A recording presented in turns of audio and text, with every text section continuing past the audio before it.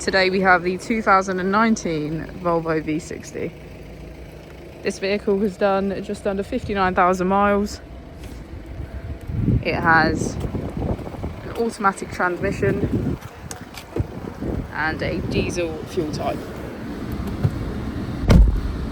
To the left of our steering wheel we have cruise control as a feature, and on the right we have voice control. Moving on to our screen, on the first page we can access our applications. This includes Apple and Android CarPlay, driver performance and our download center. On the second page we have navigation, radio, smartphone integration and navigation. On the final page is our car functions. This is where we can find our road sign information, camera and lane keeping aid.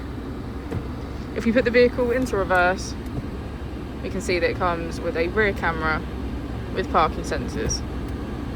If we press here, we can access our climate control with heated seats on either side and our heated steering wheel. If we press our drive mode button, we can switch between eco for efficient drive, comfort for everyday use, individual for personal driving preferences, and dynamic for high performance. As we go into the back of the vehicle, we can see that it has a full leather black interior.